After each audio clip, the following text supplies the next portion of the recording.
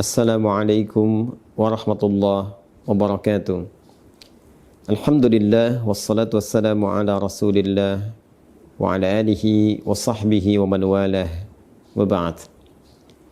Saudara-saudariku dimanapun Anda berada, ada satu kewajiban yang mengikat bagi setiap insan beriman dalam setiap kesempatan Ramadan yang akan berpindah kepada 1 Syawal. Kewajiban itu disebut dengan zakat fitri atau juga yang viral dengan sebutan zakat fitrah, yang batas pengeluarannya sebelum ditunaikan sholat sunnah Idul Fitri yang 2 rakaat itu. Zakat fitri seperti disebutkan dalam hadis Nabi SAW yang diviralkan sampai kepada kita melalui sahabat Ibnu Abbas radhiyallahu taala anhuma, ditujukan kepada 2 hal utama. Ibnu Abbas radhiyallahu taala anhuma menyampaikan bahwa farada Rasulullah sallallahu alaihi wasallam zakat al-fitri. Rasulullah sallallahu alaihi wasallam telah mewajibkan zakat fitri tuhratan lis-shaimi minal lagwi warafathi, sebagai satu tujuan pertamanya, penyuci, pembersih bagi setiap mukmin yang menunaikan ibadah siam Ramadan dari aneka perbuatan yang tidak bermanfaat atau hal-hal kotor yang pernah berlangsung selama ia menunaikan ibadah siam Ramadan itu. Tanpa disadari, kadang-kadang tersirat pikiran-pikiran yang tidak tepat, kata-kata yang kurang pantas untuk diucapkan, atau tindakan yang sebaiknya tidak dilakukan saat menunaikan ibadah siam yang termasuk dalam kategori lagha dan rafat. Maka mengeluarkan zakat fitri ini otomatis akan menyucikan, membersihkan segala yang dinilai kotor dan kurang pantas tadi. Yang kedua, zakat fitri juga disebutkan di hadis ini tu'matan lil masakin, sebagai support makanan, sebagai support logistik bagi saudara-saudari kita yang tidak mencukupi, yang diistilahkan dengan kalangan masakin atau orang-orang yang masuk kategori miskin, yang kesulitan untuk mendapatkan logistik makanan di hari pada saat semestinya kita sudah tidak berpuasa lagi. Karena itu 1 Syawal harinya disebut dengan Idul Fitr. Fitron seakar dengan kata futur, iftar, yang berarti makanan awal yang dikonsumsi. Pada saat kita masuk 1 Syawal, sebelum kita menunaikan ibadah salat Id, maka sunnahnya kita makan terlebih dahulu, setidaknya makanan ringan yang menunjukkan bahwa hari itu sudah tidak puasa lagi. Hari itu dibolehkan makan kembali. Hari itu adalah raya yang seharusnya orang gembira, yang ditandai dengan makan makanan pembuka.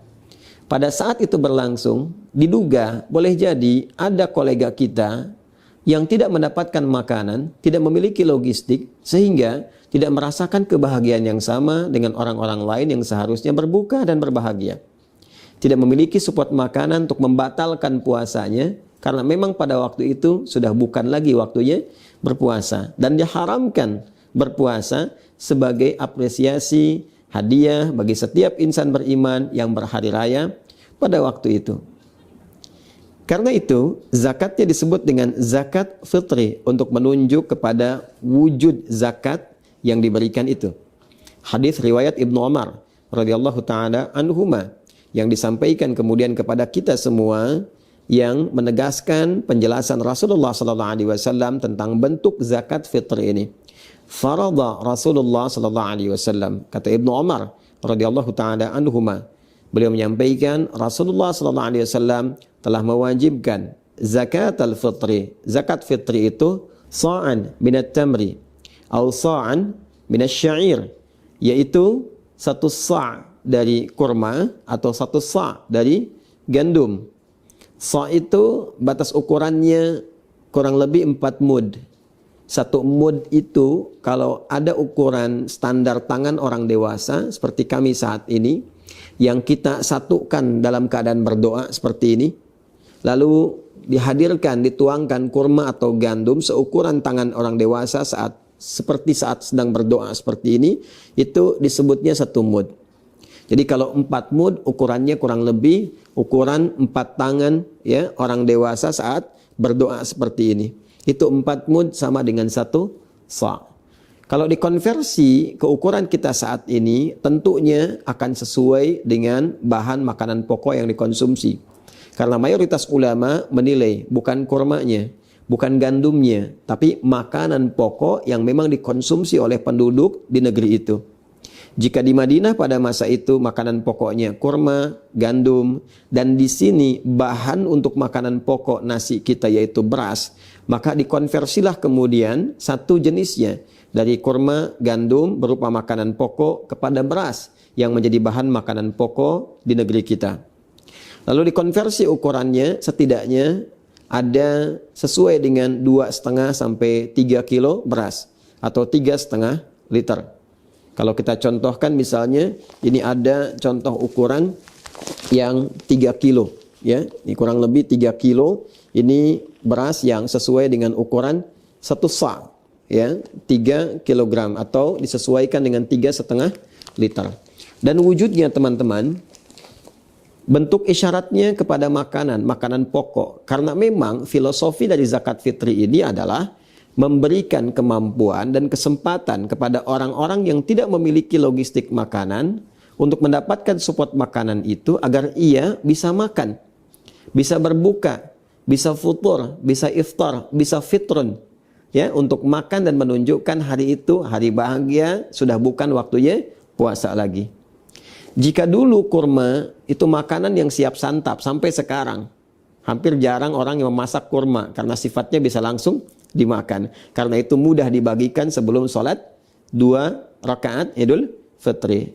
Maka boleh kita bagikan misalnya setelah sholat Isya di malam Id, kemudian bertakbir, kita bagikan, dan tentunya boleh saja kita sertakan juga makanan-makanan pendamping yang sifatnya memberikan warna dan rasa ketika digabungkan dengan makanan pokok. Misal, kita tadi ingin memberikan beras misalnya, kita berikan di malam Idnya. Lalu disertakan makanan-makanan lain pendukungnya seperti ikannya misalnya, kan? Atau misalnya hal-hal lain yang sekiranya bisa dipadukan dengan nasi ketika nanti beras ini dimasak. Dan pos untuk bisa menambahkan makanan-makanan tambahan tadi bisa kita ambil di skema infak. Jadi ada yang zakat di makanan pokoknya, kemudian infak untuk menyertakan sehingga menjadi bentuk sembakonya. Bisa kita sertakan misalnya minyak gorengnya, gulanya, sehingga ketika diberikan pada kalangan yang berhak menerima itu dari kalangan miskin atau masakin, maka dia menerima utuh dalam bentuk sembako yang disiapkan untuk keesokan harinya bisa dia nikmati. Jadi zakat fitrinya konversi makanan pokok, skema infak yang didapatkan selama Ramadan misalnya bisa disertakan ke dalam pelengkap dari makanan pokoknya. Itu spirit yang ingin kita sampaikan. Kemudian zakat fitri juga wujud fisiknya berupa makanan pokok, tapi hikmahnya yang sangat dalam juga memberikan dampak kepada nurani kita yang paling dalam, ke jiwa kita untuk kembali kepada keadaan bersih. Tadi, tahratan lis-shaimi, menyucikan, membersihkan bagi setiap orang puasa minal lagwi war rafath. Spiritnya, orang yang berzakat fitri itu, maka dia kembali menjadi keadaan yang bersih jiwanya, terbebas dari perbuatan-perbuatan yang tidak bermanfaat. Dan itulah fitrah setiap manusia, cenderung pada kebaikan, cenderung pada tuntunan syariat. Karena itulah zakat fitri ini, filosofinya, maknanya, hikmahnya disebut pula dengan zakat fitrah, untuk menunjuk kepada fungsinya. Bolehkah zakat disalurkan dalam bentuk uang, tidak dalam bentuk makanan pokok?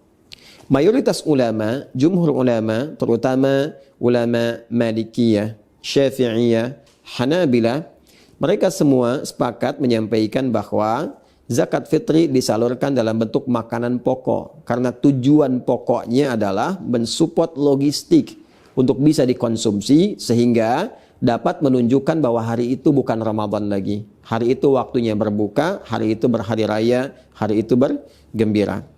Memang dari madhab Hanafi ada yang berpendapat kebolehan untuk bisa menyalurkan dalam bentuk uang. Namun ini dinilai oleh para ulama mayoritas sebagai pendapat yang lemah kiranya. Karena boleh jadi dikhawatirkan berpotensi bertentangan dengan tujuan-tujuan mula zakat fitri itu difardukan. Dikhawatirkan diberikan kepada hal yang justru tidak mensupport logistik. Bisa diberikan pulsa kah atau yang lain kah yang tidak memberikan tanda berhentinya ibadah Ramadan dan masuknya pada hari raya kembali, boleh makan lagi dan bergembira di waktu itu. Kalaupun memang kita menilai misalnya dia makan tapi dia juga butuh pakaian, butuh misalnya aspek yang lain, maka sertakan skema infak yang mungkin dikumpulkan dalam konteks zakat mal saat teman-teman sekalian mengumpulkan itu pada saat kesempatan Ramadan. Karena itu, mari kita siapkan untuk mengeluarkan zakat fitri kita seukuran seperti yang tadi telah disebutkan, 2,5 sampai 3 kilogram beras kalau dikonversi ke beras. Kemudian bisa diiringi dengan makanan-makanan iringannya dalam bentuk nanti sembako yang mencukupkan untuk dinikmati, yang dipadukan dengan skema infak yang boleh jadi Allah titipkan kepada kita selama Ramadan ini. Mengikat kewajibannya bagi setiap insan beriman yang memiliki kemampuan logistik cukup untuk dirinya dan orang-orang yang dinafkahi dalam lingkup keluarganya, ada kelebihan dari situ, maka itu yang kemudian digunakan untuk berzakat fitri yang berdampak kesucian kemurnian fitrah kita sehingga disebut dengan zakat fitrah.